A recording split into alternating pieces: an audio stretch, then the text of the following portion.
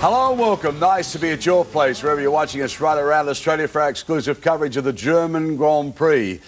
AJ, you're looking a little lower tonight, sitting in a different seat because we've got Mark Webber sitting beside you, the Mercedes Works sports car driver. I feel like Danny DeVito sitting here.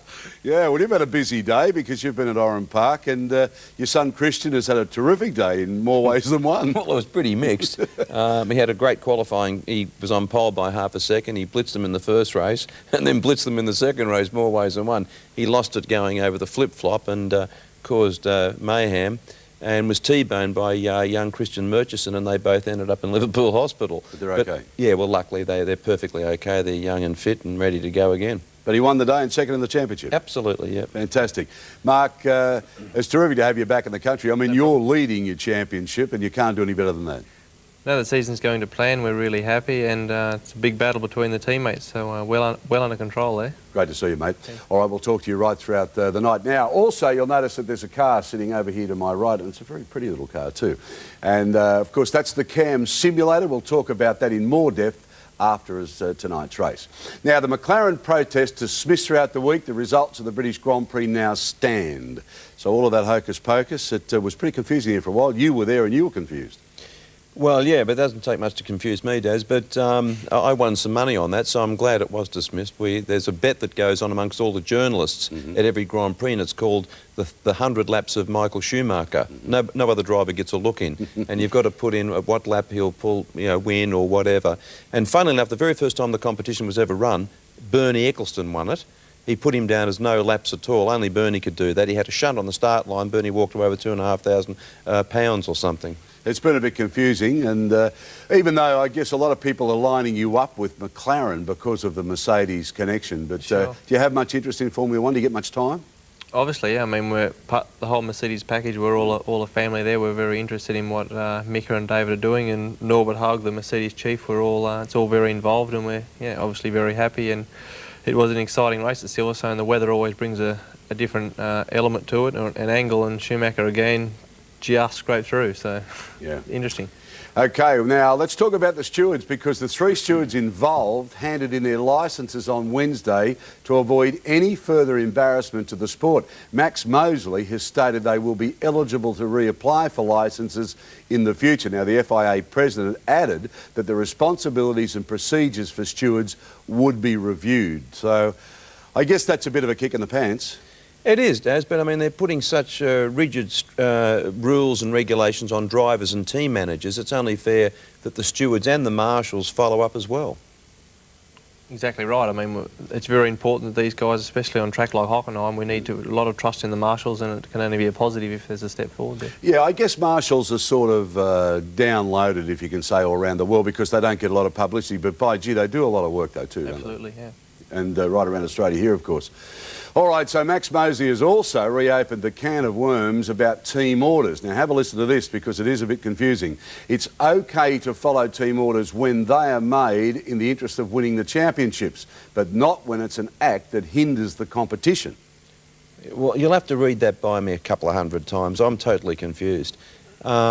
I don't even know what he's talking about, to be honest with you. When the competition and the championships, I mean, I thought all that was one and the same. I thought that if you owned a team and you had a couple of drivers, then you had the authority to tell those drivers what to do within reason. I mean, if I had a team with two drivers, and I thought by controlling them to win the championship, both manufacturers and drivers, that's what I would do.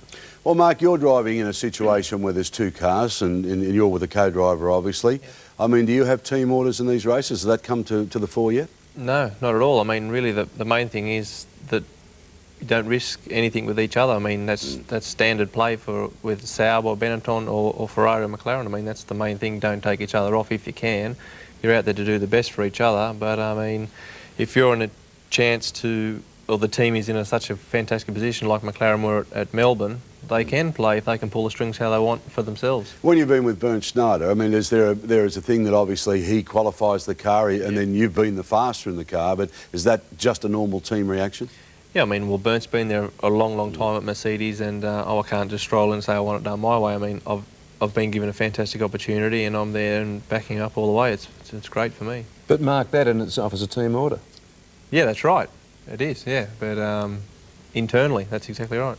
All righty, well, let's move on because the animation of the track, this comes from Ubisoft Formula 1 simulation. Now, both of you guys have raced here. Yeah, well, you know, I was there when Big Ben was a wristwatch, of course, but I think that they've ruined it in many occasions. I mean, they've still left the chicanes going up and coming back, which are very fast chicanes, and as Mark said before we came on air, it's very interesting with very little downforce.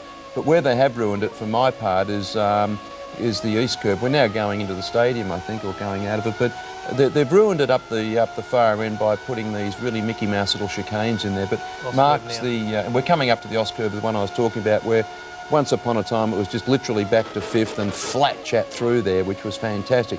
But now you've got all this sort of nonsense going on, and I can understand why it's safety, but it really has ruined the circuit as far as I'm concerned. What do you think, Mark? Yeah, I mean, it would have been fantastic. I saw the corner there. It's still the old corners there, but it looks fantastic. I mean, but coming back down here in the trees, it is a great circuit, particularly if you're a freak for high speed. It's really good. Braking into here, very tight, over the curbs a little bit in our type of car, maybe not in the Formula 1, but very important to get a good exit out of these chicanes because the straights are very, very long, and you need a very good engine. It's interesting to see the Hondas that are up there, and the Jordans normally not showing that much pace, but both Jordans are up there. Now you come out of the forest into the stadium. It's a very quick right-hander, fourth gear. 100,000 German fans ready for Mr. Schumacher coming into here, then into the Sachs corner, very tight, which is second gear. And like AJ said, low downforce because you need no downforce for this quick. Mark, just quickly, what's the difference in lap times with your Mercedes sports car compared to a Formula 1, basically? Well, here, I mean, well, what times are they doing here? I think it's around 13 seconds, 12 seconds. I mean, we do, again, the Formula 1's the last part there where they gain a lot of time on us because we are at around 900 kilos. That's it. The difference is that much? Yeah, so wow. Quite a lot, but a touring car would be even more. I mean, it's all relevant. Formula 1's are the ultimate. I mean, it's like sitting on the end of a bullet. You know, I mean, it's 650 kilos, 800 brake horsepower. I mean, that's what Formula 1 is. It's the ultimate, and that's what it should be. You must have lost some of your seat the way you're sitting tonight.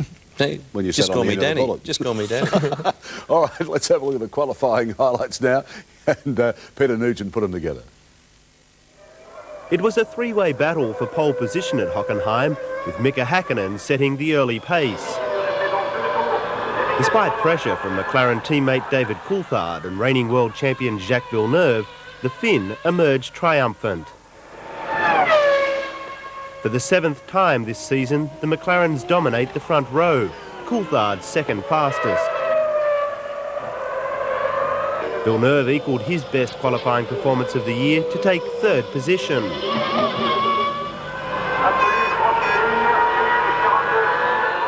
Beside him is the rapidly improving Ralf Schumacher, the young German having won all of Jordan's championship points this year. 1996 world champion Damon Hill, in the second Jordan, was fifth fastest, just ahead of Eddie Irvine's Ferrari. The local fans would be disappointed with the performance of their hero, Michael Schumacher, ninth on the grid. After rejecting the longer wheelbase Ferrari, Schumacher returned to his old car, but when off the track on his first lap, after fixing the Ferrari, he completed only 6 more circuits before an engine failure finished his session. Tyrrell rookie Takagi was lucky to walk away from this high-speed crash. In fact, he was so relieved he didn't walk, he ran. Well, there you have it. Mika Häkkinen once again on pole from his teammate David Coulthard. Villeneuve, best result for him so far this year is regarding qualifying. Ralf Schumacher in fourth spot, second row of the grid. He'll be worth watching in the first couple of opening laps. Damon Hill, his teammate, fifth. Eddie Irvine, sixth. Alexander Worth and his teammate Fisichella, 7th and 8th. Michael Schumacher way back in 9th. Frentzen 10th, Alesi 11th, his teammate Herbert 12th. Barrichello 13th, Trulli, Takagi, Panis, Salo, Deniz. Verstappen, Nakano and Turo bringing up last position as usual. Well, we promised you a pretty exciting competition last week, if you remember. Well, here are all the details. Now, have a look at this. This is worth winning.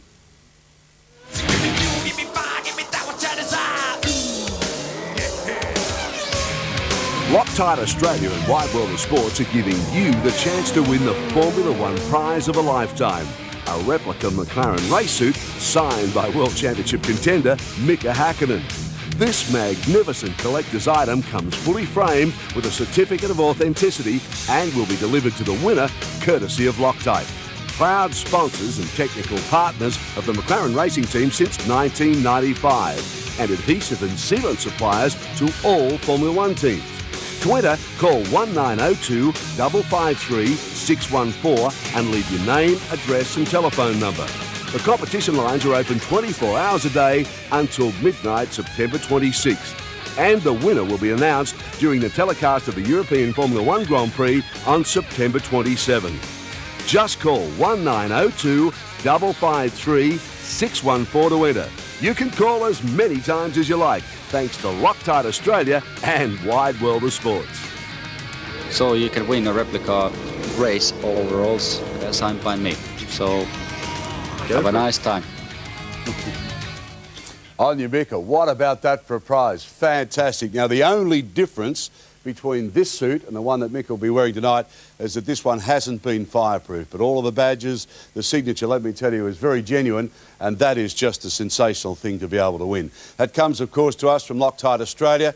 They've been technical partners now with McLaren since 1995, and the details we'll show you again after the show. But we also have a fantastic interview with Mika Hakkinen that Alan Jones did when he was over in Europe just a few weeks ago at the British Grand Prix. So that's worth looking at in the pit segment after the race. So there it is, the prize we talked about. Can you imagine having that in your home? Unbelievable. Stay with us. We'll have all the details after the race again. We'll take a break now, come back with the German Grand Prix right here at 9 Sports. Hey, this was a good night.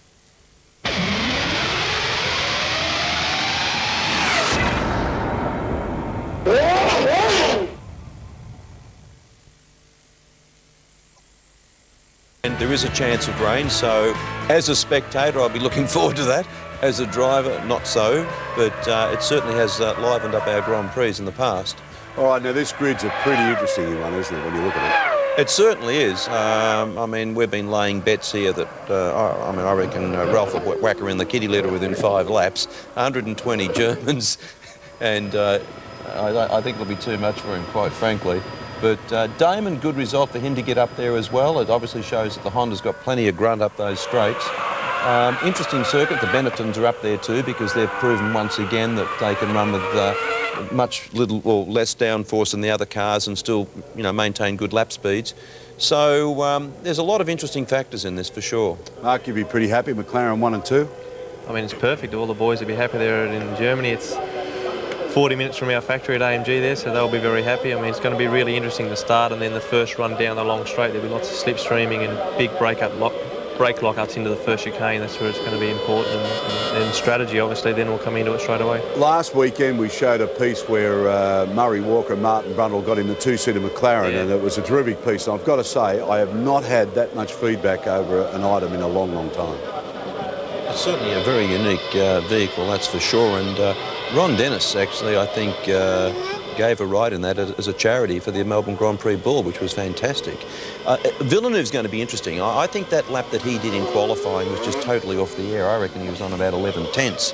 It'll be interesting to see if he can keep up that sort of pace in the opening laps. Absolutely right. He finished that lap right on the edge, over the curbs, and there's Jean Todt, and hopefully he'll be looking forward for his main boy to come through. All righty, all set to go as Mika Hakkinen now sits on pole. Time to take you over to Hockenheim for our coverage of the German Grand Prix. Here's Murray Walker and Martin Brundle. He had a nasty crash yesterday, banged his head. He's all right, but he's not starting. Look at Coulthard. He's set his car up already, pointing towards Hakkinen's side of the track because it's very, very dirty on the inside there. It never gets used apart from the starts. 2 lights on, 3, 4, 5, out.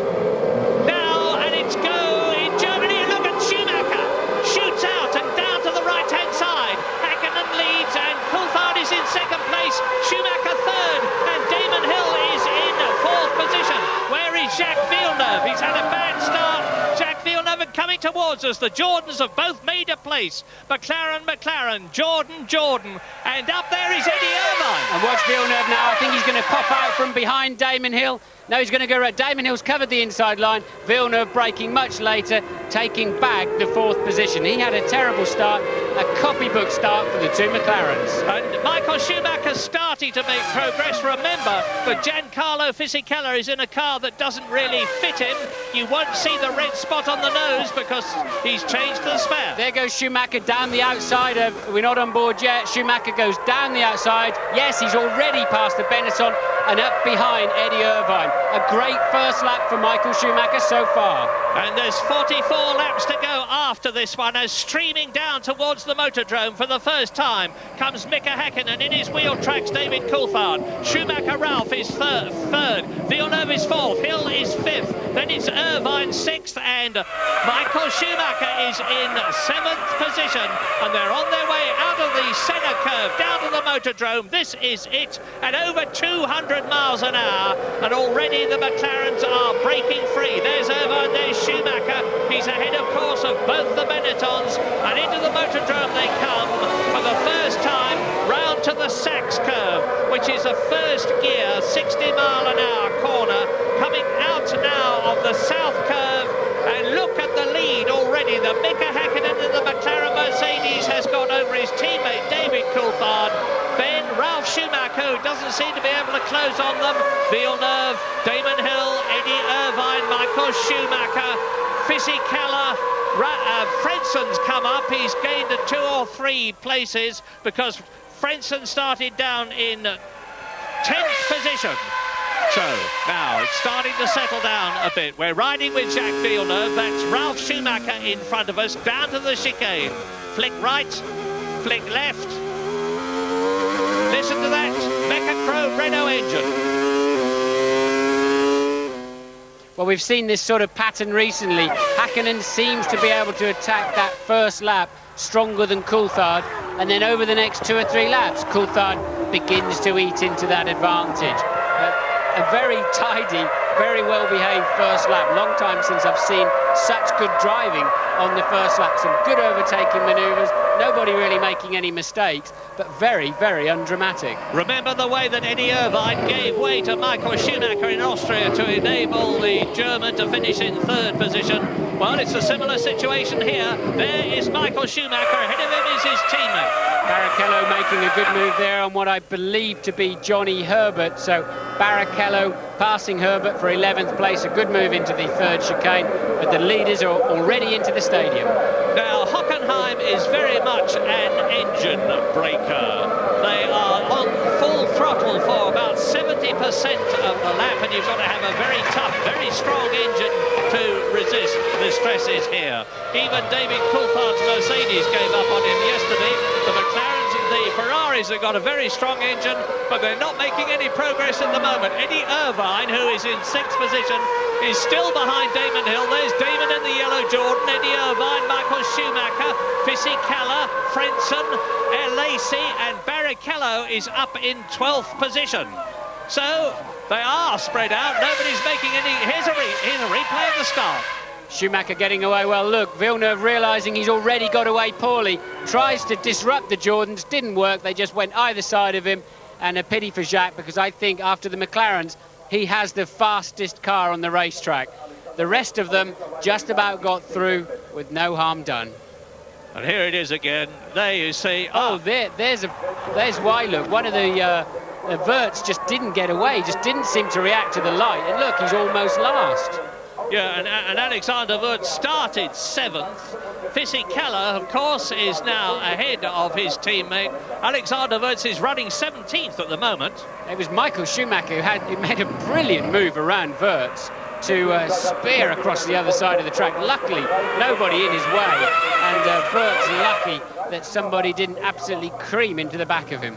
So lap 3 in Germany now out of 45, and the McLarens aren't striding off as I expected them to, because Ralf Schumacher is just 2 seconds behind the leader, Mika Häkkinen. At the moment, David Coulthard is the fastest on the track. He's just made the fastest lap, but Ralf Schumacher is piling on the pressure, and he's starting to close on David Coulthard. So, up front, McLaren Mercedes, we're with Villeneuve now in 4th position, chasing the yellow Jordan of Ralf Schumacher as they exit the south curve, come into the bottom bottom straight, the start and finish straight. McLaren, Jordan, Schumacher, Williams, Villeneuve, Jordan, Damon Hill, the two Ferraris, Eddie Irvine and Schumacher, and out of the race for first retirement goes Pedro Diniz in the arrows on lap 4.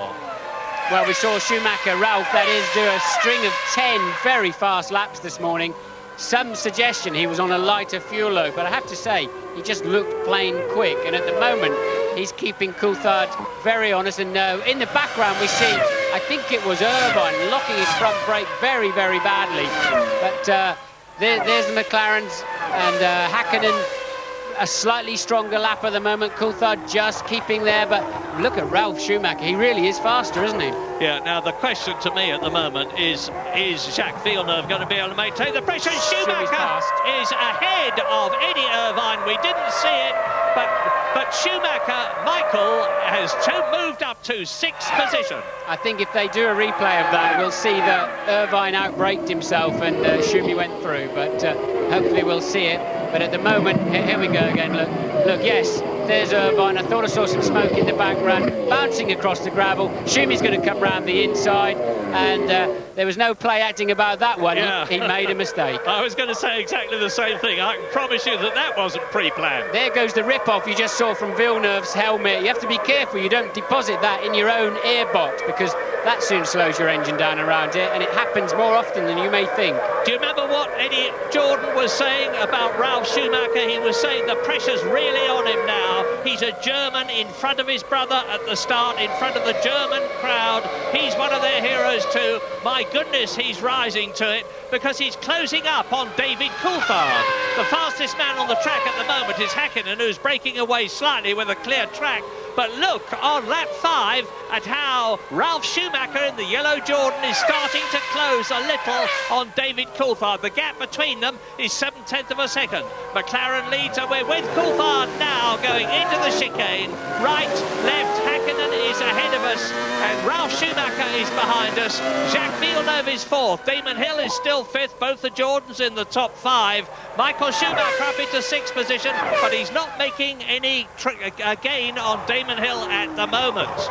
Yes, and Ralph already 0.2 of a second up on this lap, and clearly flying. The two McLarens identical so far on this lap, so Ralph has the edge. And I look up into the sky and I see blue sky and white clouds. The dark clouds that were overhead have cleared away at the moment. Hopefully that forecast of rain is not going to be realised. Look at the gap developing between Villeneuve there, who is 4th, and ahead of him Ralf Schumacher.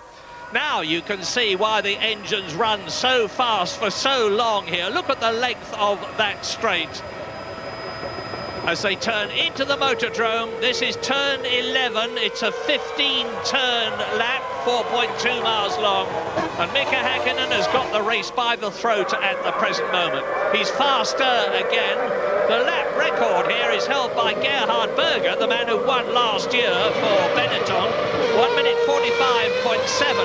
Now that is a 144 mile an hour average. The fastest we've had so far is Mika Häkkinen, 146.4. So that's 7/10 of a second off the lap record, and that's very close indeed. Now, there is Schumacher, there is Irvine. Fisichella is driving a fine race, because with those settings that are for Wurtz, although they will have been, and there's a 10-second penalty. 10-second penalty has been given to Olivier Panis for jumping the start. It won't affect the race very much, because he's down in 14th position in the Prost. We're riding with Heinz-Harald Frentzen, 9th place. Ahead of us is Fisichella. Well, at least this jump start system is still working, because we haven't really seen much of that recently. It was big news when it first came in, and but back in '95, but we haven't seen it come into play. The drivers have been much more disciplined, but clearly Panis a bit over-eager to get away. Here's the first 3. Yeah, and the Jordan has got a new Evolution Mugen Honda engine. The Mugen firm is run by the great Mr. Honda's son, and it's said by many people that they're using this as a stalking horse to enable them to get themselves right, Honda, for coming back into Grand Prix racing. And at the present moment, Mika Häkkinen isn't extending his lead all that much. He's just 1.6 seconds ahead of Coulthard. He's 2.4 seconds ahead of Ralf Schumacher. They are matching each other, those three, lap time for lap time, to about 1/10 of a second. And Jacques Villeneuve is 1/10 of a second slower. So that's the news from Hockenheim. Leave us for a break, but we'll be back soon.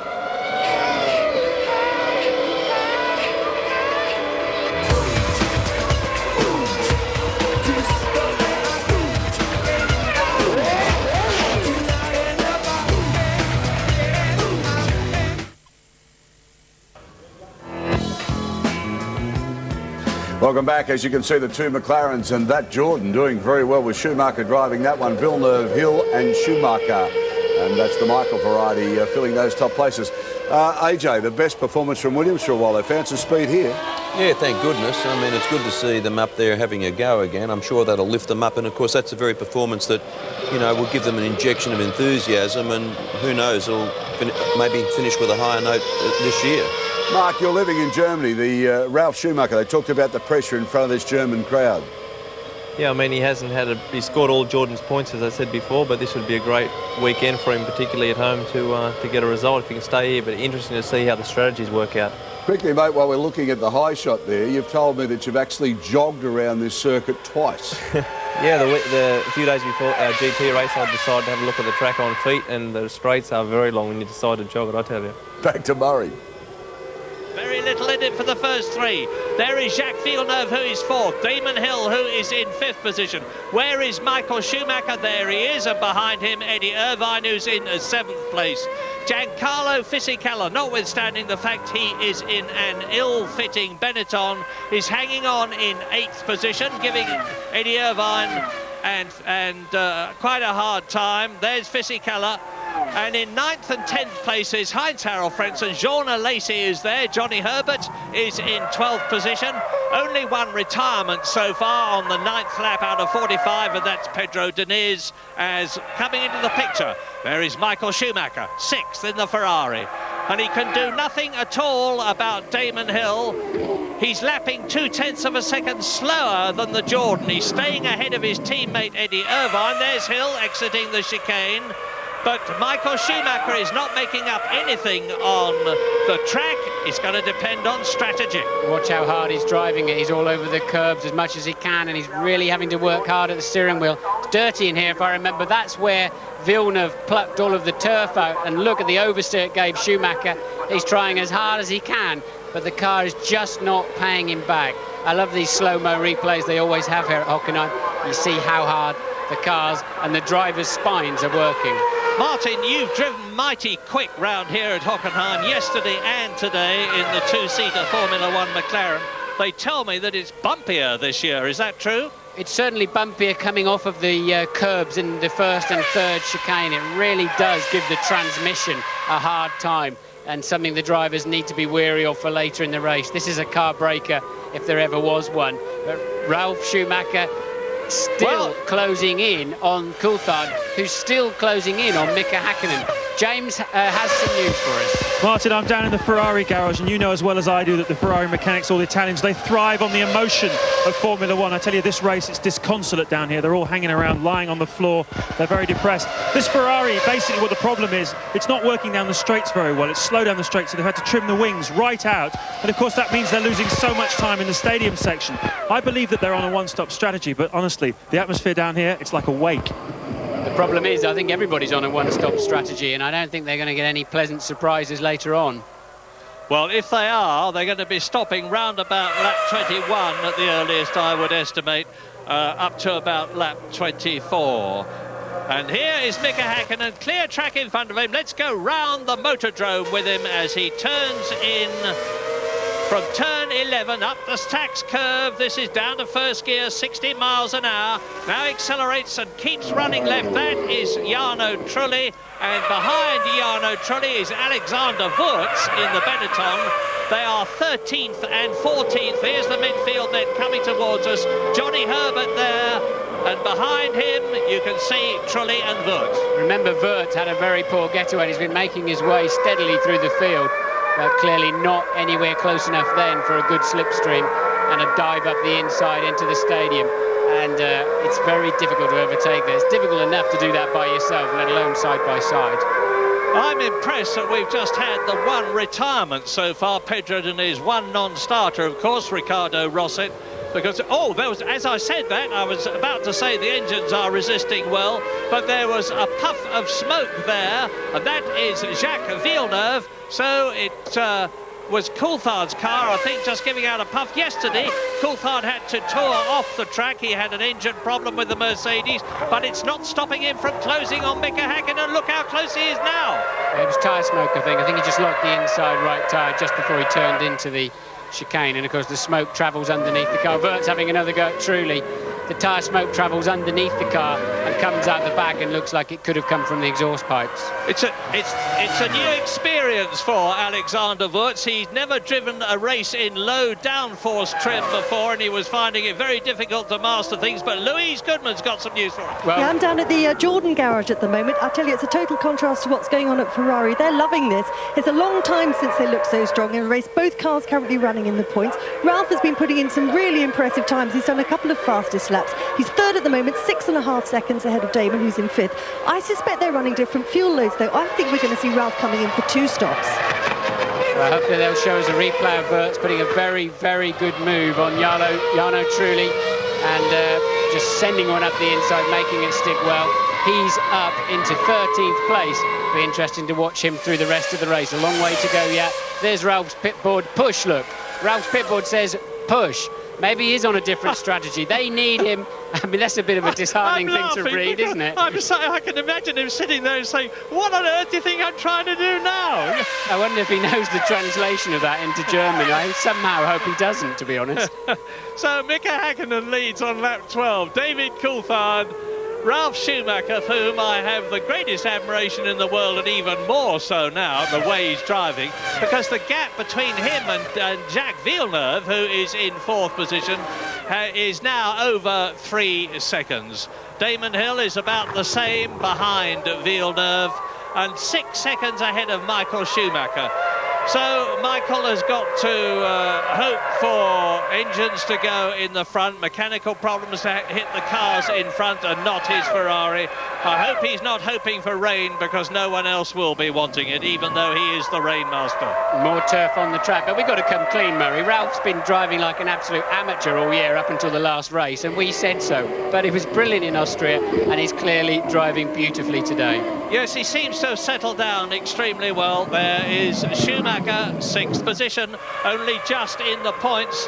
And in World Championship terms, this is very bad news for him. Of course, the gap between himself and Mika Häkkinen in the championship is just 8 points at the present moment, but there's another 9 being added if they finished where they are now, because Häkkinen is on a potential 10 points and Michael Schumacher is on a potential single point. But this is lap 12. It's about quarter of the distance through the race. There's still a long, long way to go. Häkkinen leading, Coulthard second, Ralf Schumacher in 3rd place. Yes, Coulthard lost a half a second there through the stadium, so a little mistake somewhere for David, and that's closed Ralph right up behind him again, look. Well, Ralph is certainly going to go for it if he gets the opportunity to dive past David Coulthard, who has got a lot more experience, of course. It's David Coulthard's 69th Grand Prix. It's only Ralf Schumacher's 28th Grand Prix. But the young German drove karts for 14 years, and you can't get more competitive than that.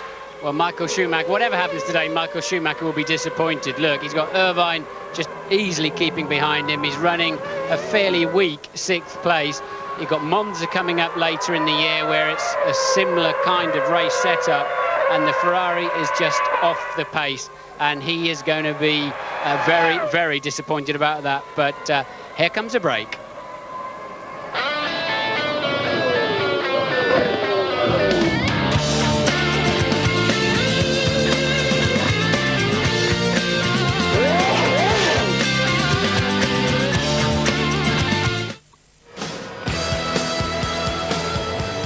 Welcome back to Hockenheim, and here we go with the Jordan now coming into the pits. Well, Mark, you picked this. Obviously, this is going to cost him dearly now in time on the road. Yeah, I mean, the thing these days on a circuit this fast is now he's got to drop back to 120 k's in the pits. He's going to lose a lot of time, but there's pressure on the pit stop boys now to get a good stop. But see where he comes out. He might come out in traffic, and it might work, it might not. But for sure, it's not a slower. It's a slower thing, I think, than a one-stopper. Pretty bold drive up until there, AJ. Fantastic. I mean, to be honest, I didn't expect him to still be on the circuit because he is fairly fiery, and we've seen him fly off a number of occasions, and I thought with 130 Germans to help him, that would have been the case. But anyway, he's doing a great job. Back to Murray. So there he is in front of Jean Alesi. Yes, that's not... I don't think that strategy is going to work. We'll have to see how it pans out later on, but Ralph should have been actually faster than that given the strategy he was on, which is why he was keeping so close behind the McLarens, whose rear tyres look as if they're going away. But Ralph looked quicker than them, but in reality it was very false, and he's got to work his way through the traffic now. I'll be amazed if that pays off. Berger won the race last year with a two-stopper. He had a clear performance advantage, and he was very lucky with the way the traffic worked out for him as he came out each time from his two stops. And I don't think it's worked the same way for Ralph. He wasn't fast enough in the first part of the race. I think you're right. Ralf Schumacher is using the softer compound Goodyear tyre. Both the McLarens are on the harder compound Bridgestone tyre, and that will give them an added advantage. As towards us comes Michael Schumacher, who is now up in comparison when he's moved up a place after his brother has gone in. He was in 6th position. He's now in 5th place. Over the line go the two McLarens. And the question is David Coulthard going to offer any opposition, real opposition, to Michael Schumacher, or have McLaren decided to support him for the rest of the championship? Good question, Murray. Villeneuve is catching the pair of them, and quite nicely now. So Villeneuve now, with a bit of clear air in front of him from Ralf Schumacher, is homing in on the two leaders. Hakkinen really, I don't think he's completely satisfied with the way his car's working, and it's just yo-yoing between Coulthard and Hakkinen on the faster laps, but at the moment Villeneuve is the man on the charge. Michael Schumacher picking up his pace nicely. Yeah, we're watching Damon Hill now in 4th position as the steward of Rubens Barrichello, which came in from 12th position, exits the pit, so he's obviously on a two-stop strategy. He has to stay inside that yellow line until he can join the traffic safely, and he does so behind Jos Verstappen and Mika Salo, who are 14th and 15th now, and ahead of Tora Takagi, the Japanese driver in the Tyrrell, who had a monumental crash yesterday, and his teammate Ricardo Rossi also had a big crash, and the Tyrrell mechanics have been working practically through the night in making 2 cars out of 3. Yeah, Barrichello in a good chance, even though it's his out lap, he's in with a fine chance there to take the line into the second chicane. Neatly done, didn't panic, didn't lock a brake. Now hopefully Verstappen will move over very quickly for him, and his pit stop traffic-wise didn't work out too badly for him, but he's not threatening to win this race. 2 new teammates, of course. Jos Verstappen, who looks in his mirrors, has replaced Jan Magnussen, the Danish driver who was dropped by Stewart after having given him as much time as they could possibly dare give him to prove himself as a Formula 1 driver. Well, now Barrichello's going for it. You can clearly see the difference between new and old tyres on the same car. Barrichello bouncing across the curves with confidence, and Verstappen fighting his car hard. But I'm surprised they haven't radioed to him to just let the guy through. He should be just putting a hand in the end saying, come through, Rubens, you're on fresh tyres, you're going to pass me sooner rather than later. But Verstappen has decided he's going to have a fight. Yeah, Jos is a tough, determined, very stubborn Dutchman, and he will be wanting to prove his worth to the Stewart team, even possibly to the extent of not moving over, which won't make him very popular indeed. We're on lap 17 now, watching Verstappen, Barrichello, Salo and Takagi as we rejoin the leaders, Mika Hakkinen and David Coulthard. Well, I think I've answered my own question, because David Coulthard is certainly moving up on Mika Hakkinen, and that's Jacques Villeneuve, who is in 3rd position, and he is closer than he was. The gap between him and David Coulthard, who is in 2nd place, is about 3 seconds, so he's taken about half a second out of Coulthard's lead from him, and Damon Hill is still in 4th position, 10 seconds behind the race leader. Michael Schumacher is 5th, Eddie Irvine is 6th, Fisichella is 7th, Heinz Harald Frentzen is in 8th position, 9th is Ralph Schumacher, the only man who's of the leaders who's made a stop, and Jorna Lacey and Johnny Herbert are 10th and 11th. And this is Ralph Schumacher, currently back in 9th place, as Murray pointed out, as you can see on the screen.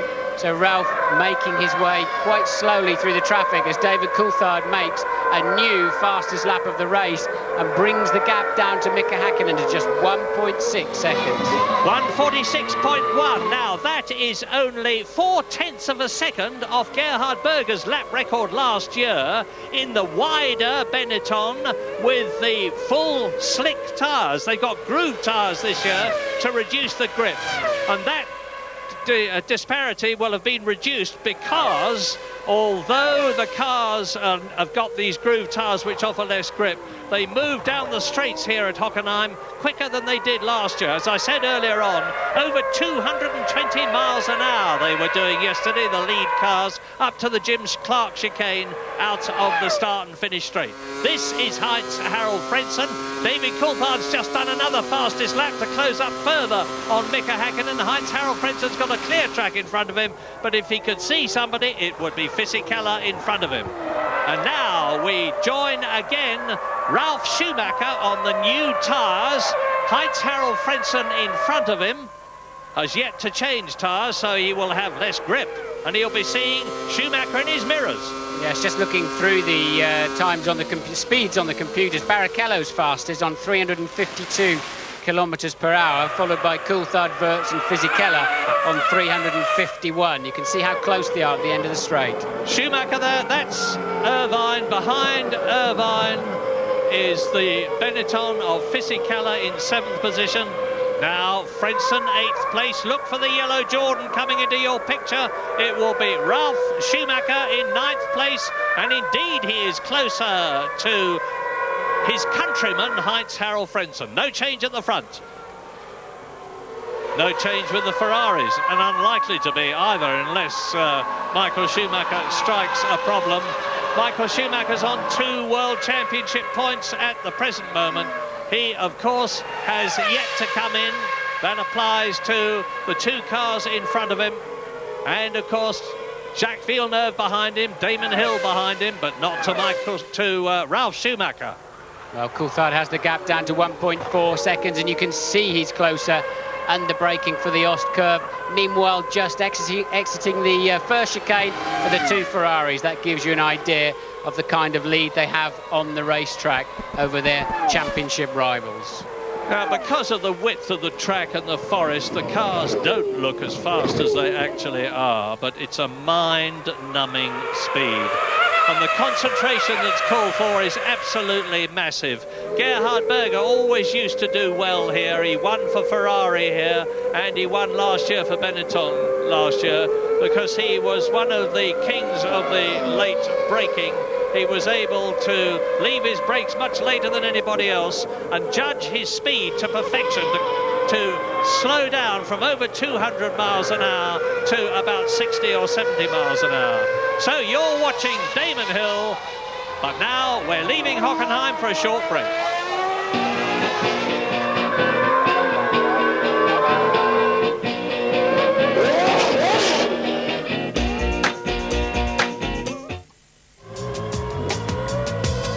Welcome back to Hockenheim. We'll get ready for the pit stops. They'll start to happen very, very shortly now.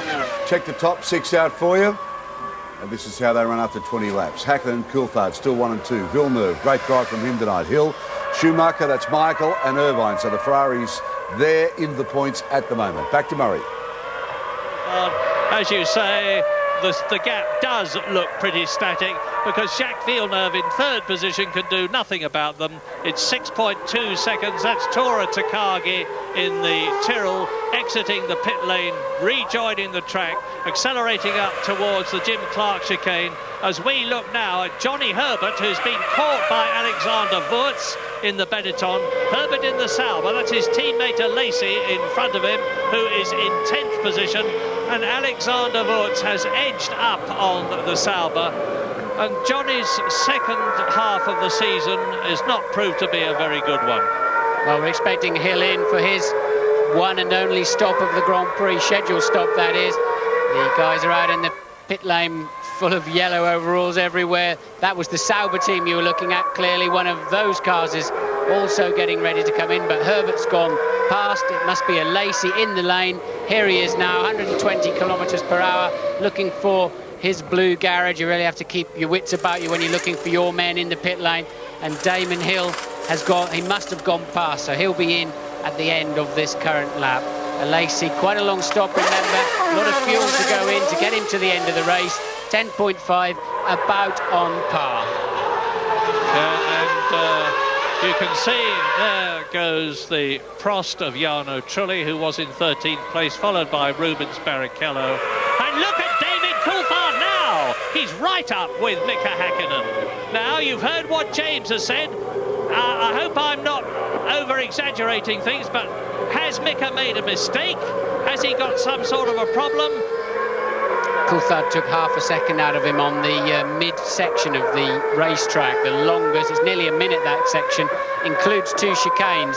And that's the one where it's very dirty. And it seems to me Häkkinen is taking it more carefully through there than Coulthard. And if they're not pushing that hard, they're making a jolly good job of covering it up, because their cars are moving around just as much as everybody else's. I don't think their tyres are doing quite the job they expected, or their cars for that matter. And meantime, Jacques Villeneuve in the background is closing up on Häkkinen. The gap is down to 4 seconds now between Villeneuve. There he is. It's a long time since Jacques Villeneuve won a race, isn't it? And that was Jerez. He was third in Jerez when Häkkinen and Coulthard passed him. So Jacques Villeneuve's a long, long way from his last victory was at the Luxembourg Grand Prix in Germany. In comes Fisichella. You're absolutely right. The top men are coming in now. Frentzen is in as well.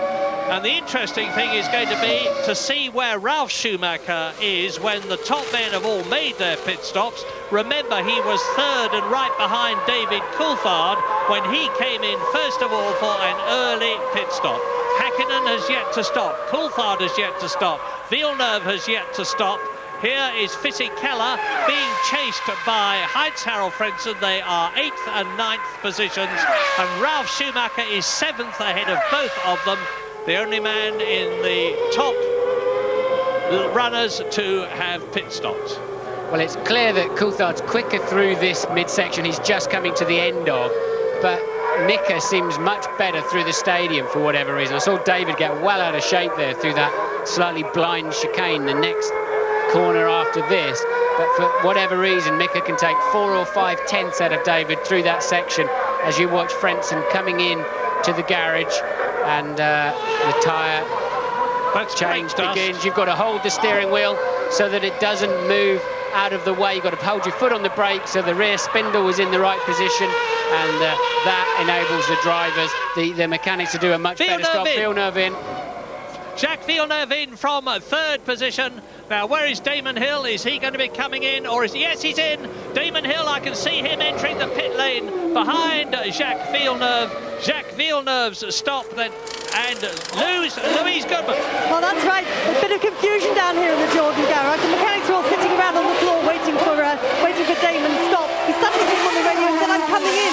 They jumped up, rushed out into the pit lane, tyre blankets flying everywhere. He came back on the radio and said, "No, I'm coming in 2 laps' time." So they all had to sit back down again, but he's now been in and done that stop. That's a Damon Hill wake-up call then, and we just had the news that Eddie Irvine has missed the 3rd chicane. Now, the 3rd chicane is the Senna curve. The question is, did he gain an advantage as a result of it? He won't have done it on purpose, of course, and the rule is that they look at the sector times, and if you haven't had a dramatic improvement, and especially if you haven't made up a place, you are usually allowed to get away with it. Well, he lost 1.8 seconds to his teammate Michael Schumacher on that lap, so he could probably argue he didn't gain any advantage from it. There's the 2 leaders. Again, nothing much between them, as we saw the Ferrari mechanics ready for one of their cars. It could be either of them. I would expect them to bring Michael Schumacher in first. Yes, you can see how much Irvine's dropped behind Schumacher look. That's because he would have to negotiate the cones in the runoff area to the chicane on the last lap, and it takes a certain amount of time. Half distance, race order. Hakkinen and Coulthard lead. Villeneuve is third. Hill is fourth. Schumacher is fifth. Eddie Irvine is sixth. We think Michael Schumacher is coming in, and this race could well be decided on the pit stop that Hakkinen and Coulthard have. But now here is Michael Schumacher in the Ferrari from fifth position coming into the pit lane. And James Allen can see him. Well, I tell you what, if klaxon noise equalled horsepower, Michael Schumacher would be winning this race as he comes in to take on the 75 kilos of fuel he'll need to take him to the end. On the pit wall, Ross Brawn and Jean Todt pretty dejected about Eddie Irvine. They're expecting trouble, I think, from that missed chicane incident. Very nice stop indeed, 10.9, very good for a one-stopper. I wonder what's going on inside Michael Schumacher's head. He's not used to playing a walk-on part, Murray, and he's playing a little more than that today.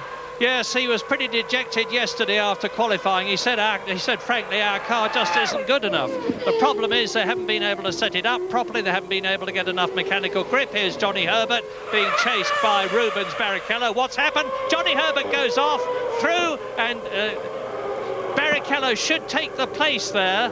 I went through there backwards one day in '95 and got a stop-and-go penalty for making an advantage, but I think Johnny may just get penalised for that one.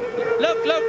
This is lap 25, and Coulthard is as near as makes very little difference, right up with Mika Hakkinen, as Michael Schumacher down to 7th position following his tyre stop goes through the chicane. And I say again, I think this race is going to be decided by whether Mika Hakkinen or David Coulthard have the better pit stop, because it's quite conceivable that whoever comes in first could then lose the lead to his teammate when he comes in. It's that close, and we're on lap 26.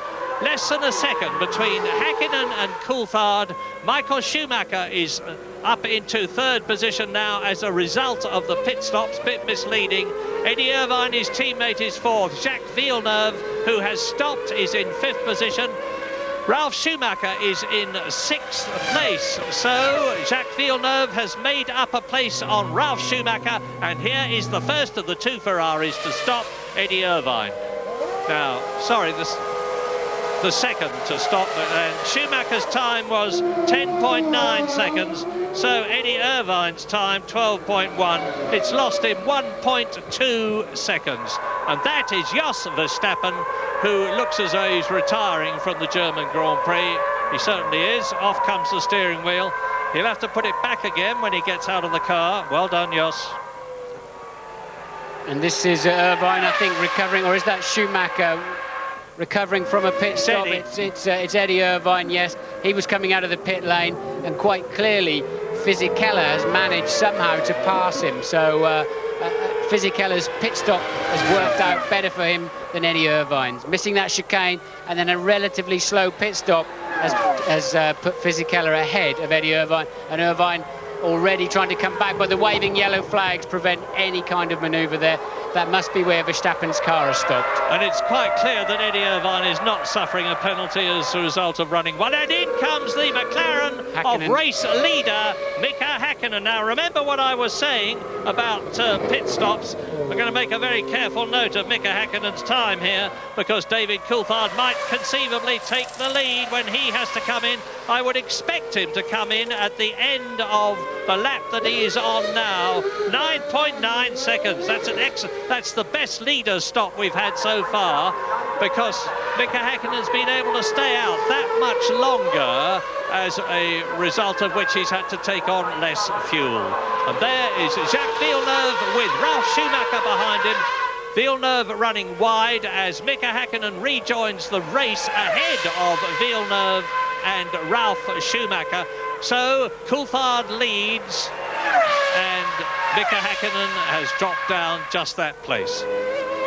Well, unless Ralph's on some weird strategy, we're almost certain he's got to come back in again. So clearly it hasn't paid off. He's ended up with a poor track position behind Villeneuve. Villeneuve doesn't have to stop, and Ralf probably does. Now, David Coulthard, of course, will know that he's in the lead. He's got a clear track in front of him, and he must really push to try and increase the gap. Absolutely. Coulthard must be absolutely on the ragged edge on the way in. It's a tricky little pit lane. There's a nasty chicane with high curbs you have to be a bit wary of, and then drill it out of the pit lane and brake very late for the first corner. He might just find himself in front of Mika Häkkinen, but Häkkinen's stop was good, as we've seen. Yeah, and you're looking at the battle for third position now. Jacques Villeneuve, of course, did not move up to second place because he had had his pit stop, and in comes Mika Häkkinen. Now, remember, in comes David Coulthard. Remember, Häkkinen's stop was 9.9 seconds. James Allen. Well, Murray, David Coulthard's decision to come in a few laps ago was very much last minute. It's very impressive. Mika Häkkinen's decision was very much last minute. And Coulthard's overshot. Mechanics have to reset. That will be the difference between him getting out in front or behind Mika Häkkinen. Just looking at the tyres, though, Martin, the wear looks very good. You were saying, you were thinking maybe they had a problem. They don't have a problem, I think. 9.8, not bad. Could this be close? 1/10 of a second, notwithstanding the fact... Oh, look, there's Häkkinen. Häkkinen's taking the lead, and that's how close it is. If David Coulthard hadn't overshot and the mechanics hadn't had to move those few feet, he just might have got in front of David Häkkinen, but they did, and he hasn't. And it's first and second again, Häkkinen and Coulthard, but Coulthard now is on marginally newer tyres. It won't make any difference, but they'll be both pushing as hard as they possibly can. Lap 28. Yeah, it's just picking up on what you're saying, James. I understand what you're talking about on the wear rate, but there's two factors. That's Verstappen trying to find his way back to the pits. He's had a gearbox failure. There he is at the second chicane, and apparently Barrichello may well have the same problem in the sister car. But there's two elements of tyre performance. One is the give up, one is the compound that sort of lets go and doesn't give you the kind of grip you want, and the other is the pure tyre wear. And it really is, it can be a combination of both. But around this circuit, if the compound goes all squirmy on you, then you really struggle through the tighter corners. Well, this is the funniest keep positions race I've ever seen, because look at the way that Mika Häkkinen and David Coulthard are going for it, and they're coming up to a battle, I think, between Trulli and Wurz in front of them, which is going to delay them, and it's going to depend on who gets past first. Once again, we're in a potential situation where the lead might change. And looking at the computer, Barrichello is in the pit, so the other steward has retired with a gearbox failure. Here's Coulthard, locks the wheel coming in, has to get off the brake pedal and skip straight past the pit lane, and it takes them three-quarters of a second at least to get across and get the refueling rig on. That was a bad mistake from David, and clearly just cost him a little bit of time. I wouldn't be at all surprised if it cost him even more. I was watching, those petrol hoses are enormously heavy. They're so heavy that it requires two men to control it. The man who operates the nozzle and the man who takes the bulk of the weight behind them. And they had to move 2 paces ponderously to the right. I wouldn't be surprised if it cost them 1.5, maybe even slightly more seconds. But it's academic now. It cost him. Everybody now has been in for one pit stop, and that's the only one that most of them are going to be having. We're on lap 29. Mika Häkkinen and David Coulthard still battle for the lead. Villeneuve is 6.3 seconds behind them and less than 2 seconds ahead of Ralf Schumacher. So Villeneuve gained a place in his pit stop. Damon Hill is 5th. Both the Jordans are in the top positions. Well, the McLarens have got to keep pushing. Look, you can see Villeneuve in the background. Ralf Schumacher behind him. I think he'll stop again anytime soon. But look how hard Villeneuve's pushing. The McLarens have got to keep on him. 4th and 5th, because here is Damon Hill and behind him is Michael Schumacher. Now, Schumacher's actually lapping half a second faster than Damon Hill, so he's going to be up with the 1996 world champion soon. As coming towards us, Fisichella in 7th place, Eddie Irvine in 8th position, and Irvine is lapping, as you can see, quicker than Fisichella because he's caught him. But as I've said many, many times before, catching is one thing, passing is quite another. In 9th position, you'll see exiting the chicane, the red Williams of Heinz Harold Fredson. Jean Lacey is 10th. Johnny Herbert is 11th. Wurz and Trulli are 12th and 13th. Takagi in the Tyrrell is 14th. In comes Schumacher again, Ralf Schumacher. Yes, he's going to regret this strategy. I think he had a good enough car to stop it and stay up there in the main race, and really it's such a shame because I think they've made an error of judgment on Ralph, but the afternoon's not yet over, but he's got too much work to do, I think. Well, Fisichella is going past now, and Fisichella was in 7th position. He's now up into 6th place. Up into 7th place goes Eddie Irvine. No, he doesn't, because Ralf Schumacher has stayed ahead of both of them. Just. So that puts Ralph behind Michael Schumacher and behind Damon Hill. So, as you can see, back in now in 6th place. So if he's going to regain where he was in 3rd, now between now and the end of the race, he's got to pass Michael Schumacher, Damon Hill and Jacques Villeneuve to re-establish himself in 3rd place, and that's a tall order. Yep, I for one don't think it's going to happen, but here's Jacques Villeneuve doing his left front tyre a little harm. He locks up, it won't have damaged it very much. Skipping over the curbs, you've got to attack the curbs very hard indeed here at Hockenheim to get the fastest possible line. And we're on lap 30 as you see the leaders, Häkkinen and Coulthard, lapping tail-enders, and we leave Hockenheim for a few moments.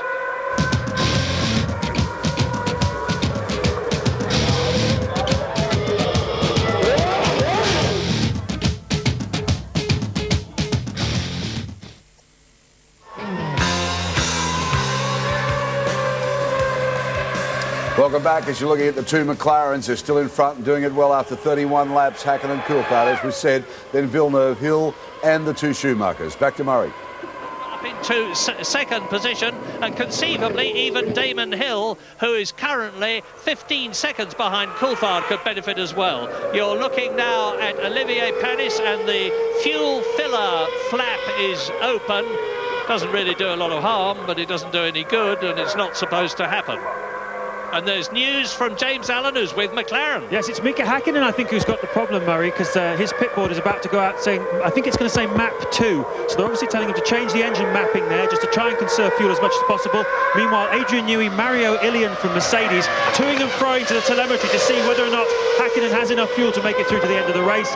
At the moment, that's all I can tell you, but I think it's Häkkinen that's got the problem, not Coulthard. That'll do, James. Great information from our technical man in the pits, James Allen, and we look at Ralf Schumacher, who's being caught by Fisichella, and behind him Eddie Irvine. Now the race order is Häkkinen, who may have a problem. David Coulthard's only 1 second behind him and pressing hard on lap 33 out of 45. Jacques Villeneuve is 3rd, 6 seconds behind Häkkinen, and 9 seconds, I'm sorry, ahead of Damon Hill. And Damon Hill and Schumacher, Michael, are both catching Jacques Villeneuve. Now we've got a race really building in the closing stages, because we are now 3/4 of the way through the German Grand Prix, and Mario Ilian, that's the joint boss of Ilmor, he's the design brains who produces these magnificent engines. That's Norbert Haug, the German Mercedes-Benz boss, having a consultation with Mario Ilian in the pit lane.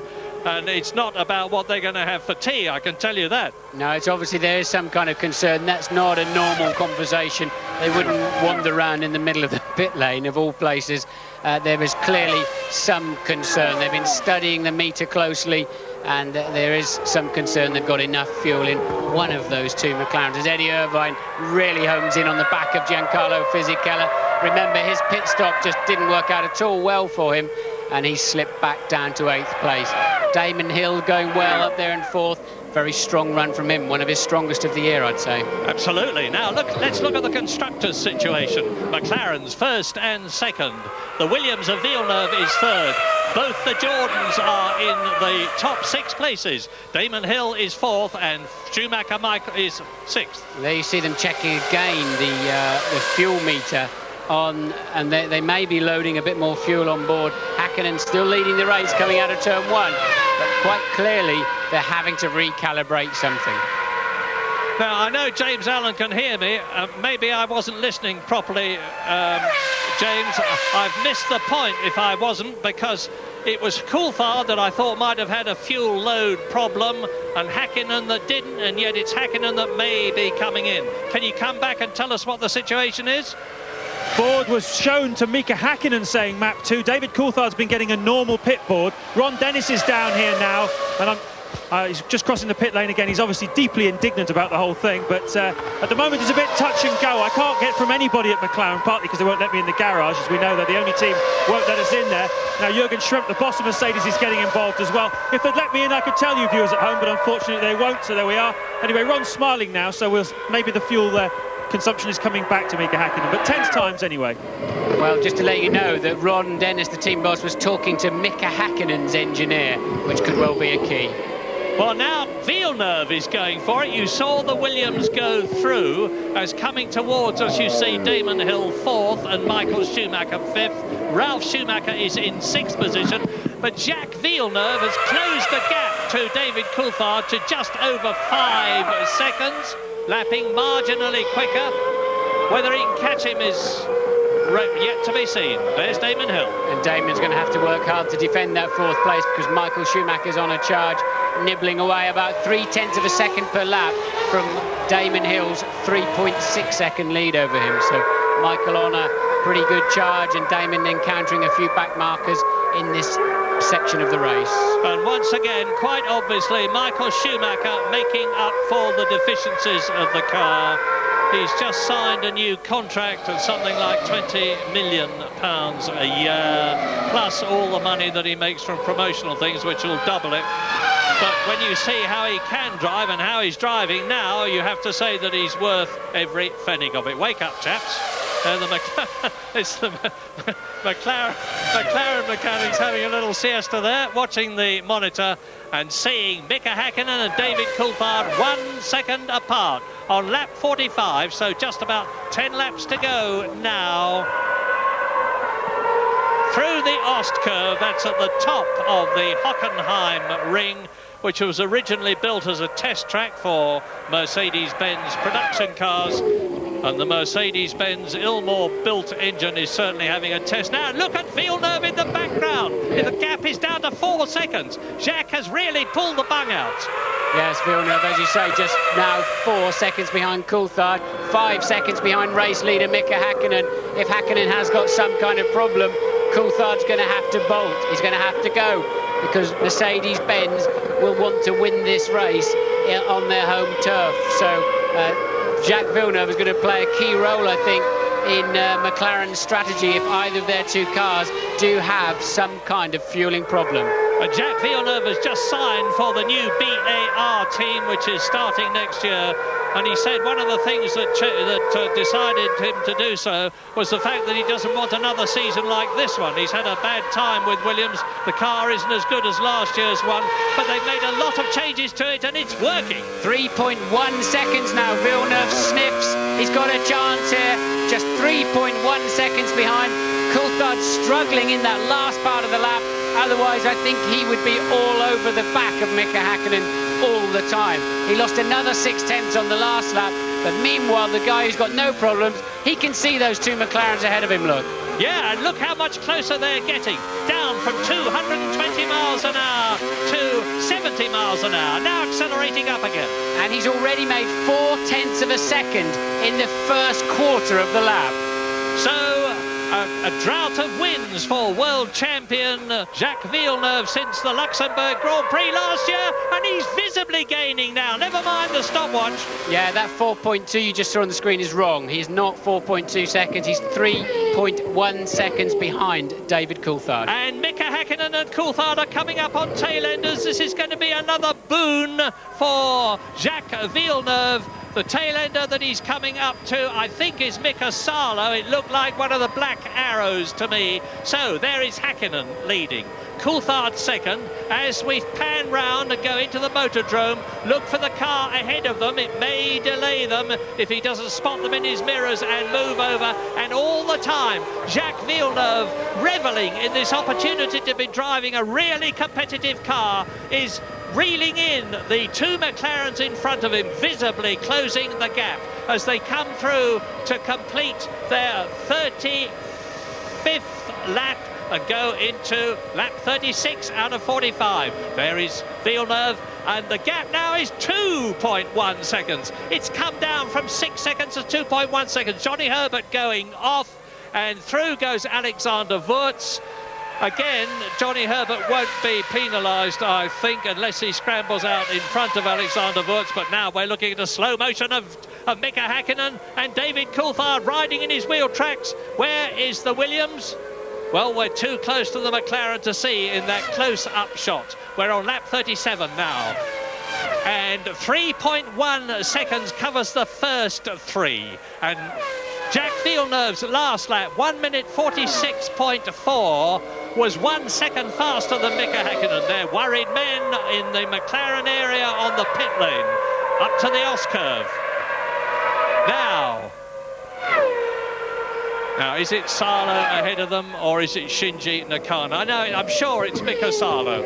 It is Mika Salo. There he is. Now, Mika is an experienced driver, the Finnish driver in the Arrows. He's driven in 62 Grand Prix. He'll be watching his mirrors, but Jack Villeneuve won't be watching his mirrors. He's watching that fast-moving dot in front of him, and the fast-moving dot is David Coulthard. And just in front of David Coulthard, as he goes into the motordrome again, is Mika Häkkinen. And Häkkinen is getting closer to Salo. You saw Salo. There are the two McLarens. This is great stuff. Well, we could be looking at the first Williams win of the year, because quite clearly the McLarens are not able to push as hard as they'd want for whatever reason. And there's Eddie Irvine still trying to get past the Fisichella in the Benetton.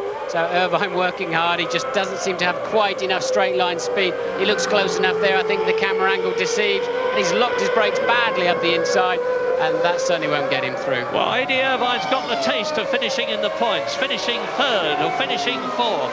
At the present moment, he is in 8th position, and Fisichella, who drove so well in Austria to take pole position, is staving him off, as into the pit lane goes the Prost, and over the line go the Benetton and the Ferrari. Now, is Eddie Irvine going to have another go for that 7th place as they come up into the North Curve?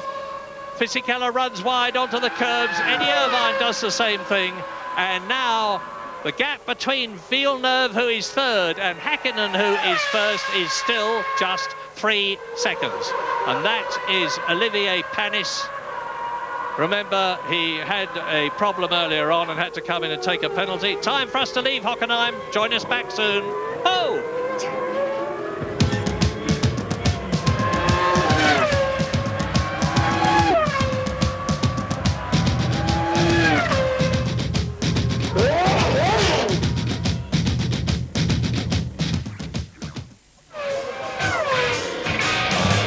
Welcome back. Well, Villeneuve running out of laps now as he chases Häkkinen and Coulthard. They're still 1 and 2. A bit nervous in the McLaren pits. We're not quite sure what that's all about. Hill, Schumacher and Schumacher. They're the top runners. We go after 39 laps. Back to Murray.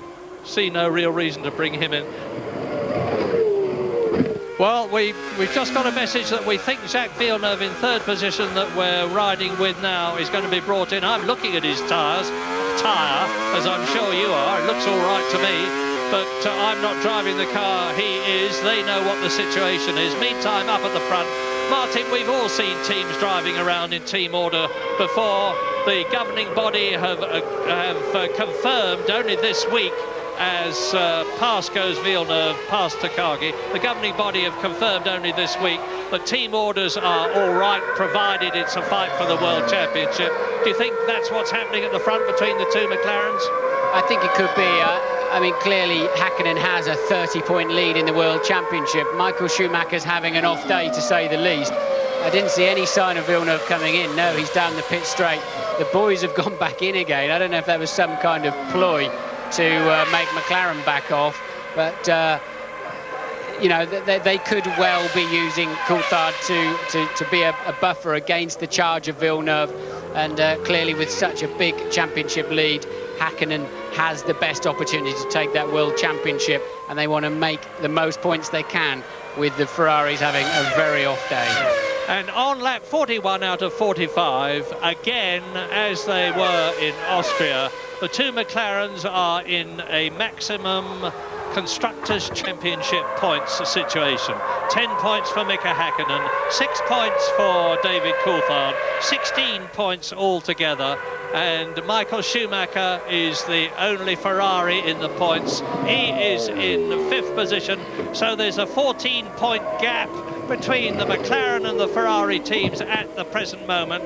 They would end up 24 points ahead of Ferrari, with the Hungarian, Belgium, Italian, Luxembourg and Japanese Grand Prix to come. But I think James Allen has got some news for us. Yeah, it's just been down to Williams to see what that was all about. Villeneuve radioed in, there was something wrong at the back end of the car. He thought it might have been the differential that was going, or possibly the tyres. They had a good old look at it, good old think about it on the telemetry, and in fact, the drama was okay, but I'm not sure whether he's going to be able to push quite as hard as he has been to the date. Well, I can tell you that Michael Schumacher that you're looking at is trying very hard indeed for that extra point for 4th position. He's on 2 points at the present moment for 5th place. Damon Hill in front of him, there he is in the yellow Jordan, is 4th, and Schumacher wants that place. That's Ralph, and this is the Fisichella Irvine. Just as we went to a break, you may have seen Irvine flying off the road.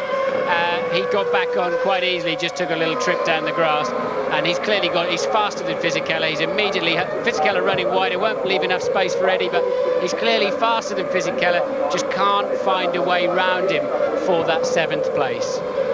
This race has gone incredibly quickly. We're in lap 42 out of 45 at the present moment. Just 3 more to go at the end of it, with the 2 McLarens looking in an absolutely impregnable position. They're 6 points ahead of Jacques Villeneuve. Here is the battle between Fisichella 7th and Eddie Irvine 8th, in an attempt to get into the points, but in order to do that they would have to catch and pass 6th place Ralf Schumacher, who is well up the road from them. Yes, and Häkkinen and Coulthard have stabilised at a 1 second gap, and Villeneuve, as James suggested he might, is backing off slightly. The gap now up to 5 seconds. There's a slow-mo of Häkkinen. I don't believe he had any particular problems, just showing you how hard the car's working. But well, Delboy and Rodney would be pleased with that 3-wheeler, wouldn't they, coming through there. But Villeneuve clear, and the fastest man on the track at the moment is Michael Schumacher, who's pursuing the next fastest man on the track, Damon Hill. We haven't seen much of Damon. There he is trying to get past the back marker. Damon has driven a very, very good race. He has indeed, and if Damon finishes where he is now, or any place above it, this will be his first points for 1998. A quite incredible situation, and this is the 11th race out of 16, and Damon Hill, the reigning world champion, has yet to score a world championship point. His teammate Ralf Schumacher scored 2 points in Austria, and he scored a point also at the British Grand Prix for 6th position, but Damon has a big 0 at the present moment. Let's hope that it doesn't stay that way for much longer. Yes, unfortunately he's not the reigning world champion, because America's Villeneuve is. Damon the 96 champion, but he cleared that traffic much better, and Michael's now got it all to do. And of course that will be Damon's first ever points for Jordan too. Absolutely, and you can see Schumacher going through and taking Mika Salo. But all the time, this is helping Damon Hill in 4th position. We're at lap 43 now out of 45. Häkkinen and Coulthard absolutely together. Eddie Irvine running wide at the Ost curve, as several people before him have done. Fisichella increases his gap in 7th place. Behind Coulthard is Jacques Villeneuve, 5 seconds. Damon Hill is 4th. Michael Schumacher's 5th. Ralf Schumacher, both the Schumachers in the points. And this would be Jordan's 4th points in succession if they both finish. There's Damon, and you can see how close Michael Schumacher is. He's got to get past Tora Takagi in the Tyrrell, but I think even Michael Schumacher is going to have a job to catch and pass Damon Hill. Yes, the world champion of 1996, my apologies. Who will ever forget that fabulous race in Japan where he clinched the championship from Jacques Villeneuve.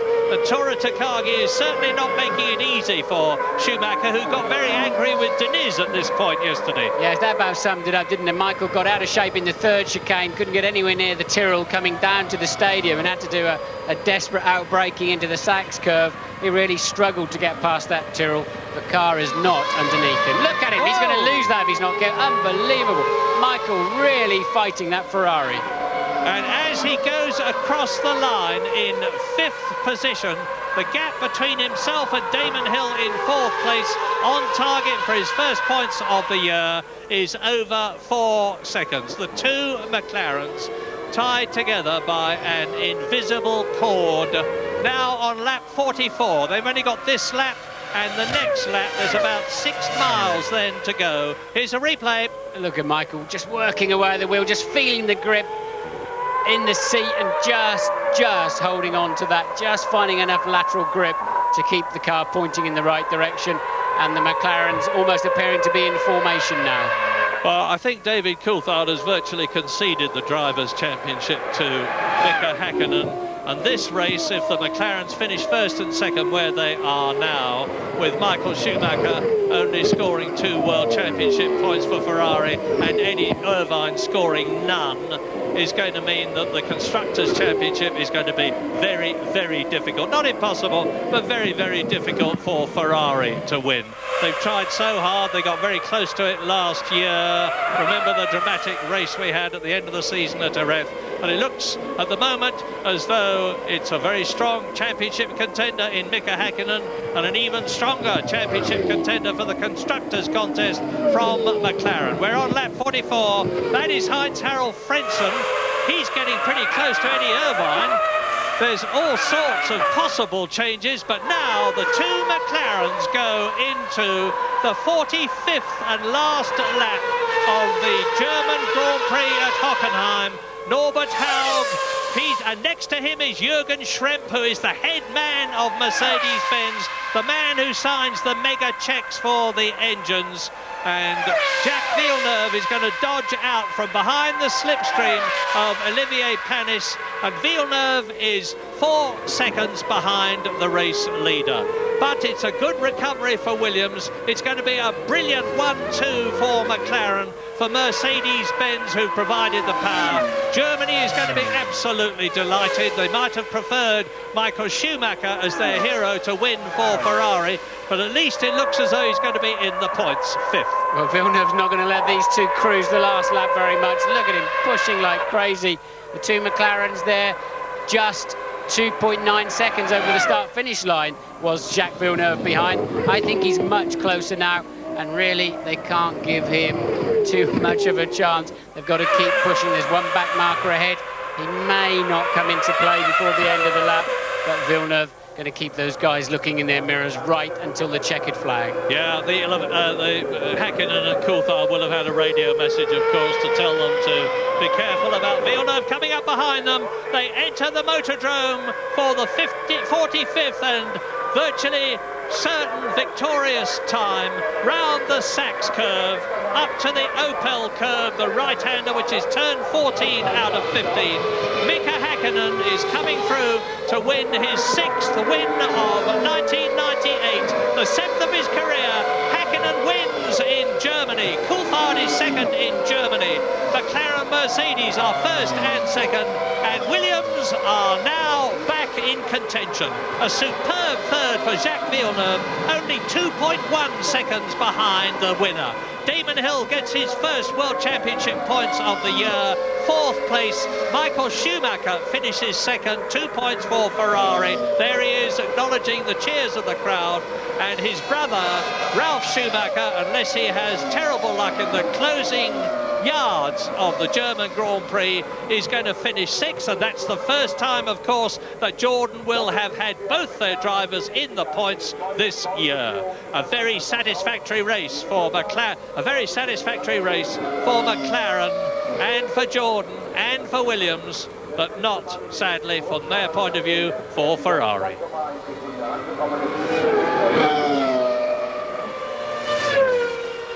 1:48.629 was the last lap of Mika Häkkinen, and he won the German Grand Prix by just 0.4 of a second from David Coulthard, by 2.5 seconds from 3rd placed Jacques Villeneuve, by 7 seconds from Damon Hill, by 12 seconds from Michael Schumacher, for 6 seconds from Ralf Schumacher. Now, the next Grand Prix is the Hungarian event in 2 weeks' time at Budapest. A very different track to this one. Maybe Ferrari will do better there. Yeah, it's about as different as you're going to get, actually, because it's just all corners. There's not a straight worth its name at all around Hungary. It's a fascinating racetrack, often gives very exciting races. Overtaking's difficult. You tend to get long queues of frustrated drivers, and it'll be interesting to see how the cars perform there. Damon Hill, I would say, one of the drivers of the day with his very strong race. Michael Schumacher's acknowledging the crowd, but I think there'll be some firm words when he gets back in the motorhome, and he's doing a nice little routine there with brother Ralf, side by side, thanking the German crowd for buying all those caps, I would think. Great praise.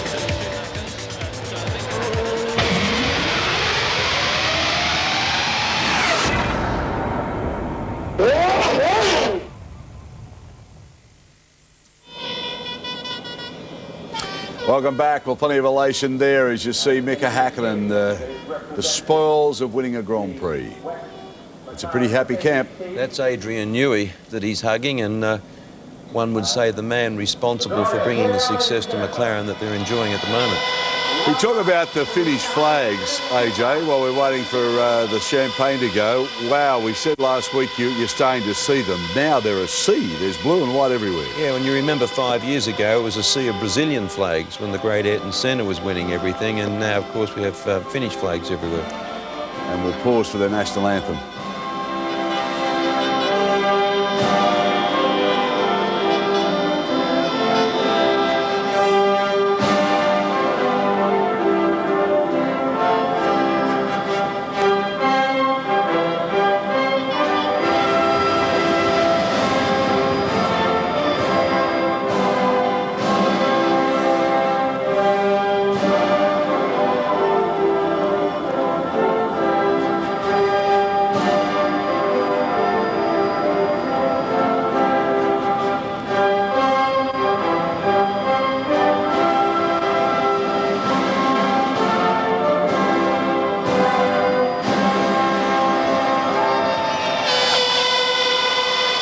It'll be, we're hopefully in your hands, we'll see more Australian flags around the circuits of the world as they do with Mick Doohan wherever he races. Yeah, I mean, obviously Mick's doing a fantastic job on the bikes, and it'd be nice to see him at a Grand Prix, that's for sure. But it's now the British anthem.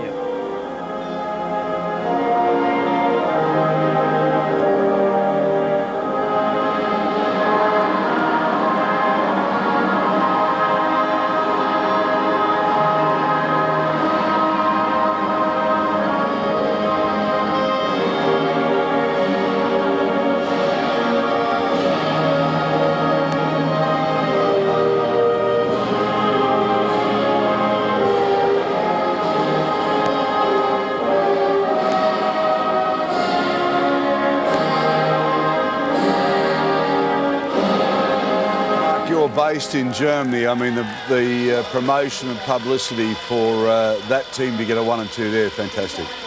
It's very, very important for Mercedes, you know, to get that 1-2 under the belt there is very, very good. And I mean, they had a little bit of pressure. When we say they had a little bit of pressure up from Villeneuve coming at the end there, but they recovered well. I mean, it's not an easy race. The straights are very long, and it's very easy to make a mistake at some of those chicanes, as we saw. So the concentration is very high. And the boys did a great job. The pit stops were a little bit over the place, but no, it's good. And Williams, the improvements have worked. Oh, yeah, hopefully. I mean, you know, hopefully this is the start of a bit of a fight back from them.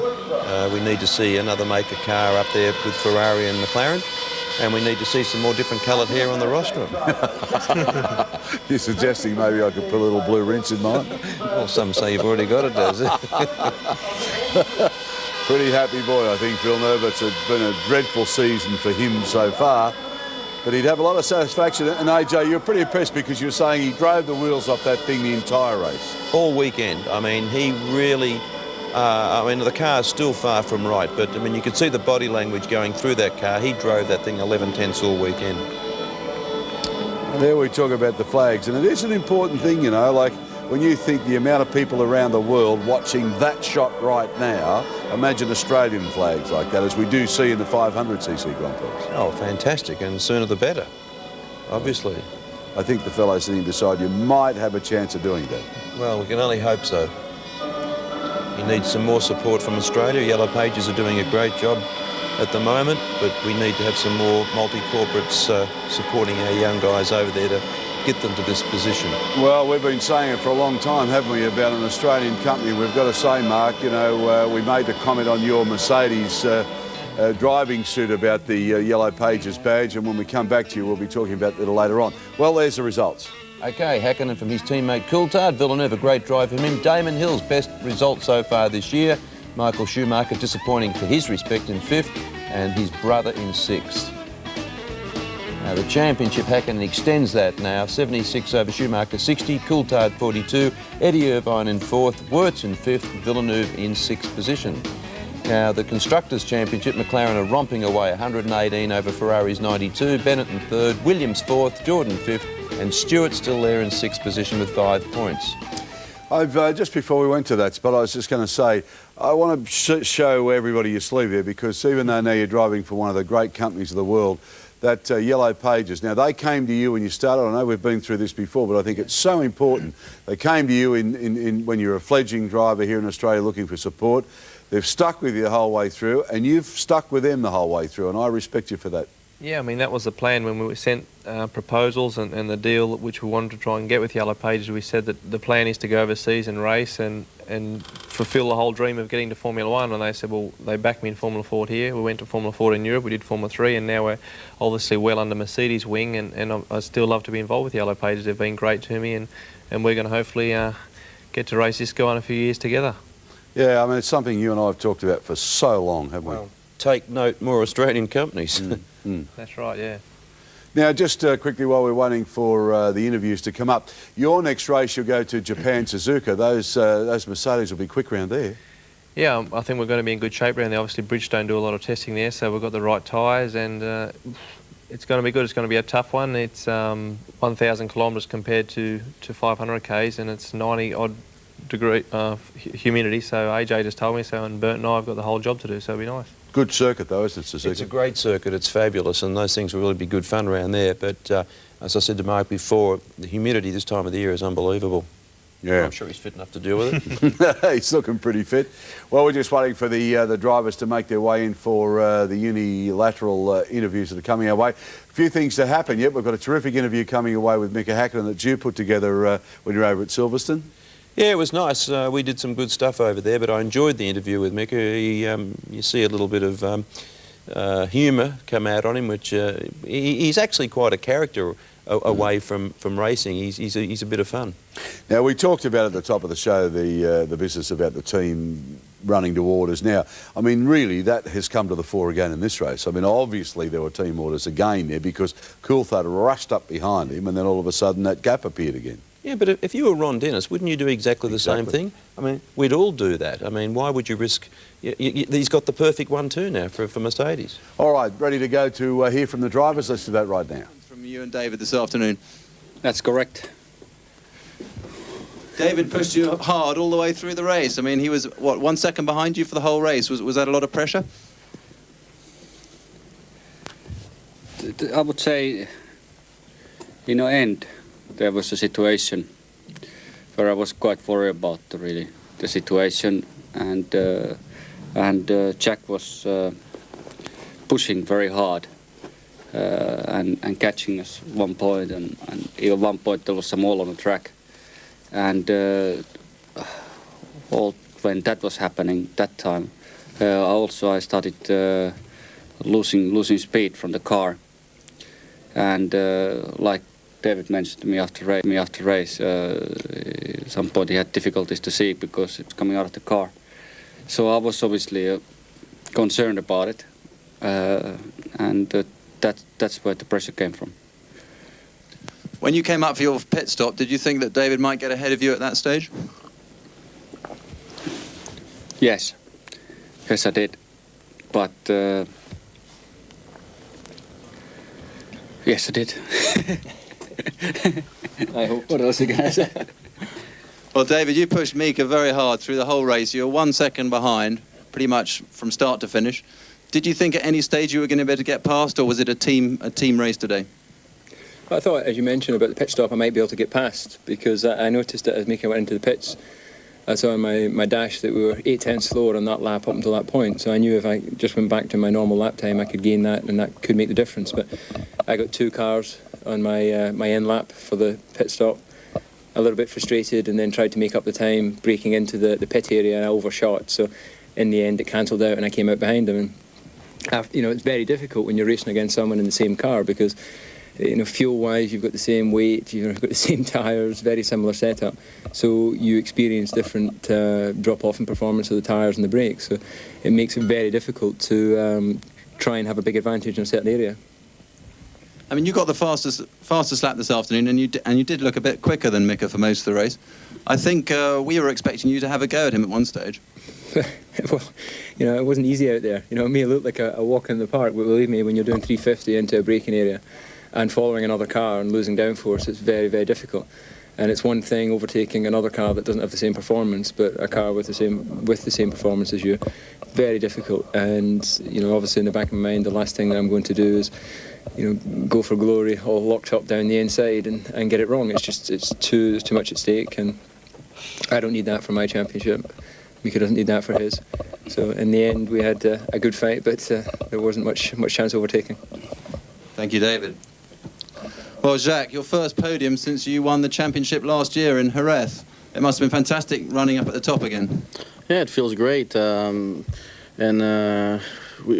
we could keep up with Mika, mostly when we noticed he was having problems, and we could keep up with the 2 McLarens, and we were trying to. I was trying to push hard just to make sure that the problem that Mika had would accentuate. But then 7 laps from the end, something broke on my car, and then I had to slow down myself, which is a shame.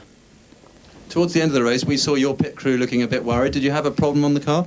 Yeah, exactly, which is what I just said. What was it? We're getting a lot of inside wheel spin, so I don't know, maybe the differential failed or something like that, and the revs were going up and nothing was happening on the track, so I was losing a little bit of time because of that. Now, for the rest of the season, do you think you can expect to be up there with the guys again? Yeah, I think the tracks left should suit us. We should be competitive in Monza again, which is a low downforce track. Our car seems to be very comfortable with very low wing settings, so we can keep up with the McLarens down the straight with our low wings. And Suzuka and Spa should suit us also, so I think it's looking good. Well done, Jacques. Well, Mika, Well, some interesting ones there. Yeah, I mean, I was interesting to see the 2 McLaren drivers having a bit of a sniggle when Jacques was saying, yeah, I think we're making up, I think we're going to give them a bit of trouble. They just sort of looked at other and yeah, sure. I think they're pretty comfortable. Yeah, and if he had a problem that far out, he certainly made up a lot of ground in the last few laps. He didn't finish that far back. Yeah, I mean, I think what happened with the fuel, it's difficult to say, but I think Häkkinen did save his fuel maybe in 2 or 3 laps, really saved it, and then at the end he could go back to his normal pace, so he did all the saving in one stint, and that's where you could see Villeneuve closing and Coulthard all over the back. But certainly not a problem certainly a bad problem to have coming out of the chicanes with Villeneuve having lots of revs and no drive, so he's lucky to get on the podium. And Coulthard probably a little hard to see. All right, as we promised you at the top of the race, we're going to have a very special In the Pit segment tonight.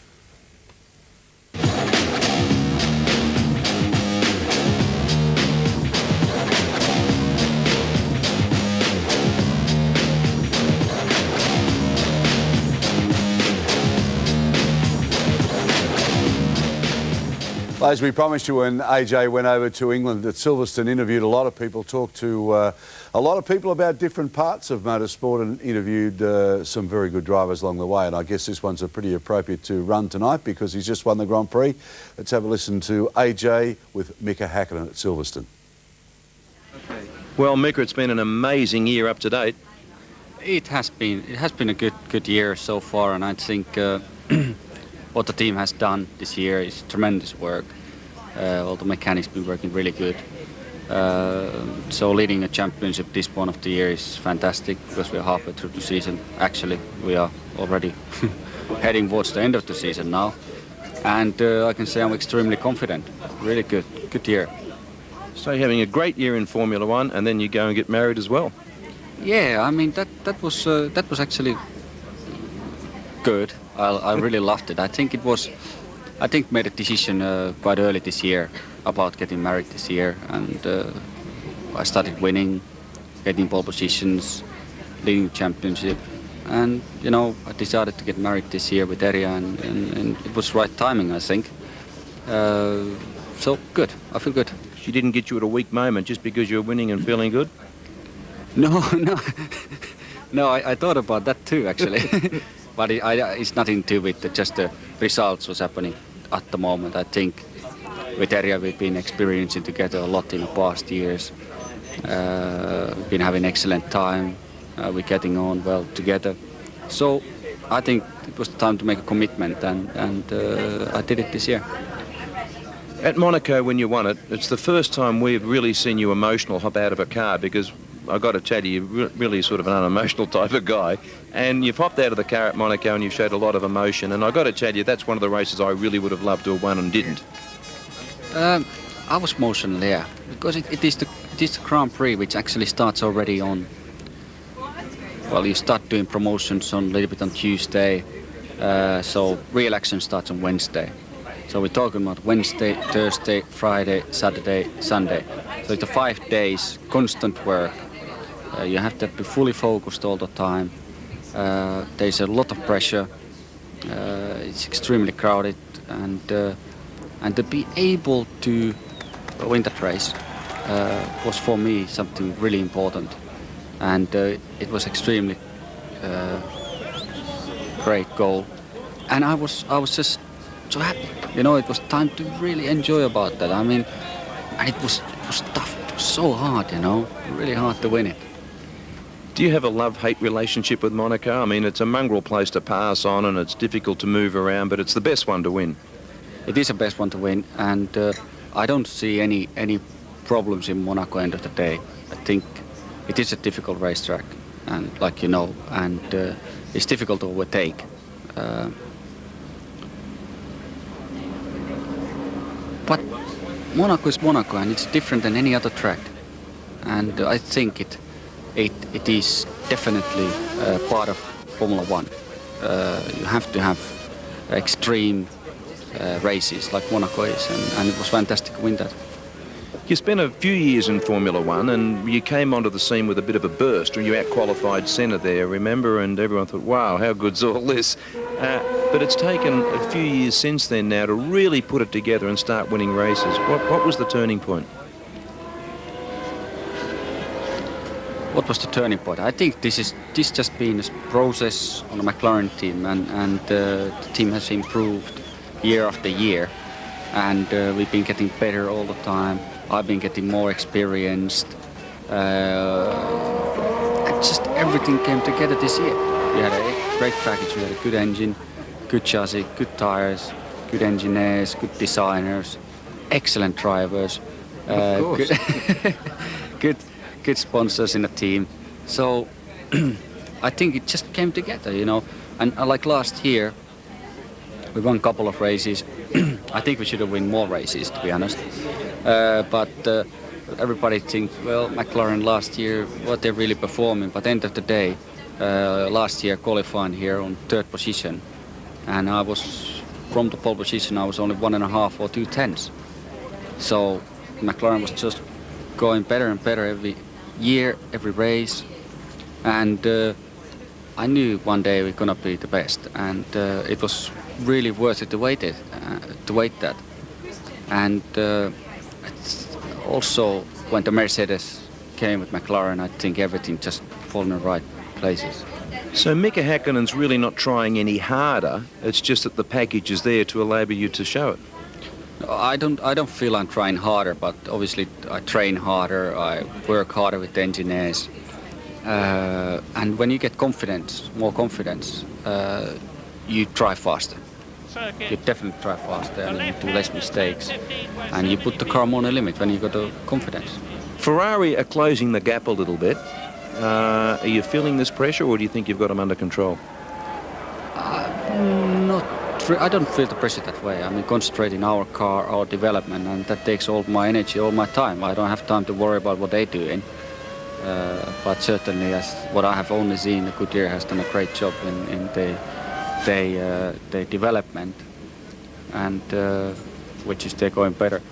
And for us, I think we just done a good job, and we improving the car all the time. So it's interesting. Not too much pressure from that. Is Keke still your manager? Yeah, flat out. Actually more than 10 years now. So what bad habits do you think he's passed on to you? Nothing actually. He hasn't taught me to smoke cigar yet, so everything is fine. No white or gold or anything? No. I think we've been having excellent 10 years, and I think we each other I have learned from Keke, and I think Keke has learned something from me. And I think we've been having a good 10 years, and I think we've done a great job. I think we've been very focused all the time in our goal, and I think it's just I can see the great future. Nice interview. He's a man who likes to think about his questions, though. Sometimes there is a pause, isn't there? A little bit of a pause, like about 4 minutes. You think, God, has he heard me or what? Keke Rosberg, I remember the first time I spoke to him in Adelaide, interviewed him, and everybody told me to be very fearful of him, that he was abrupt and rude and whatever, and I found him to be an absolute delight. No, Keke's a real character, and that's what I alluded to then, because, I mean, Keke's a bit famous for running around Monaco in the white Lamborghini with the white interior. He's got a speedboat, and he's got the name, it's called Wet Dream. I mean, he's a real larrikin, and that's why I was sort of just saying to him, you know, what bad habits has he taught you? You two wouldn't have got on. No. But, yeah, we're just saying the difference between how comfortable Coulthard is when he's talking, and Jackie Stewart schooled him in the early days of his career. Not saying that Mick is uncomfortable, but, I mean, gee, there's a big gap when you're sort of talking to both of them, isn't there? Yeah, I mean, obviously David's coming from an English-speaking country as well, so that helps a little bit, but Mick has been around a long time in Formula One now, so maybe he could improve a little bit on that area, but I mean, it's important what he does in the car, and he's not mucking around there. Oh, he's a lovely personality, though. All right, let's have a look at the details of that competition, that you can win that fantastic driving suit. And there we go. To enter, just call 1902 553 614 and leave your name, address and phone number. And remember, that's 24 hours a day. Lines are open until midnight, September the 26th. And that is just a fantastic prize. So 1902 553 614. The winner will be announced on September 27 during the European Formula One Grand Prix. And AJ will be at your door, and he'll have a bunch of roses if you're a lady, and he'll probably have a cold beer if you're a bloke, and you're going to deliver this thing. Apparently. Yeah. You just told me. We just made that up. Yeah. But it'll be good. You'll enjoy it. Thanks, Dad. Of course, the next time we race is the Hungarian Formula One Grand Prix at the Hungaroring in Budapest. That's Sunday, August 16. Coverage from 10:35. Mark, you've just raced there. Yeah, that's right. We had a race there, and it's very different. Like Martin Brundle said at the end there, it's very, very different to what they've just been racing at Hockenheim. It's very tight and twisty and low grip and very hard to pass, and halfway through the race there's only one line, and you get a lot of pickup when you're trying to pass back markers. So I mean, I think it's going to be a McLaren track again. I hope it is anyway. All right, guys, very quickly, because we're getting short of time now, but this fantastic racing car here, the Hyper Stimulator, and this is the Cam's car. There's O-amps on it, no fear, wins forward, everybody's backed it up, War Paint has painted it up. And Jonesy, this is a terrific idea, because this is going to go to the major Grand Prix races or major motor races, and also the motor show, and people can actually get in and drive this thing. Yeah, well, not only they can get in and drive it, but they can also inquire about how they can get a CAMS licence and how they get into motor racing. Because I get asked a lot, and I'm sure Cam get asked, how do we get into motor racing? How do you start? And of course, if this vehicle's been taken around to all these venues, it's a good opportunity to get information on how to join a car club and how to obtain a CAMS licence, and also get in and have a go, because it really is very lifelike. It's fantastic. And if you crash it, O-amps has insured it. And Mark, a good idea, isn't it? Because so many people want to sort of get into a race car. They watch us all around Australia all the time with the Grand Prix and the touring car races, and they think, how good would it have a go? And this is the chance. Yeah, I mean, it's fantastic. I actually had a drive of it today out at Oran Park. I was out there and proved to be very popular. It's the sound system, it's got a great sound system, and I actually drove around the Albert Park circuit. It's got all the Grand Prix on it, and it's really, really good. It really does have a good simulation for what you actually experience. Well done, Cams, terrific, and all the people that are involved with that. terrific project, and we hope that you'll have a look for that at the major motor races and, of course, at the motor shows. All right, almost got out of time. Terrific result for Christian today. That was great, although he ended up in hospital, but he's A-OK. Mate, terrific to see you back in Australia again. Good luck at Suzuka. No problems. Thanks very much. Always a pleasure to have you in our studio. Just before I go tonight, there are two guys, and I haven't got their names. Steve Little, one of our cameramen. I've been out in the snow all the weekend for our winter weekend, and we've just got back from Prix. If you want to go and have a ski, let me tell you, there is more snow down there in Austria at the moment. It's everywhere. But these two guys are editors, and they work down at Canberra, and they go into the studio because they've got the big screen, and if it's the German Grand Prix, they've got to have German food. They cook it up and they have German beer, and if it's the French Grand Prix, it's French food and some French wine, and they do it every race. And I haven't got your name, fellas. I left them at home, but what a terrific idea. Absolutely, and I think we should do it here. Yeah, exactly. And you know who I'm talking about anyway. So if you're down your Edit Suite in Canberra at the moment, you're having your German sausage, we're thinking of you. And so is Steve Little, one of our very good cameramen here at Channel 9. All right, the Brickyard 400. That's the NASCAR race. That's 1 a.m. late Tuesday night. And that'll round us off with motorsport for this week. It's been a terrific time. AJ, safe trip home. Mark, safe trip back to Germany. Good luck at Suzuka. Great to have you in the studio.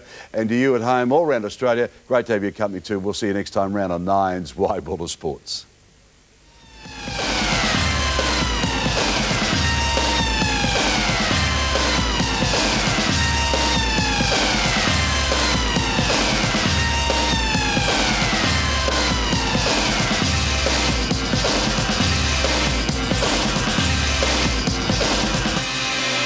You're the devil in me, I brought it from the cold.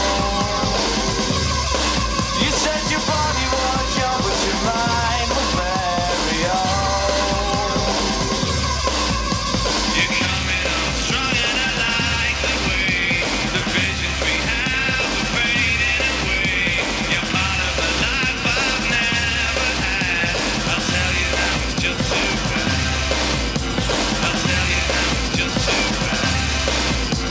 I'll tell you that was just too bad. I'll tell you that was just too bad. I'll tell you that was just too bad. This has been a presentation of Nine's Wide World of Sports, your Commonwealth Games network.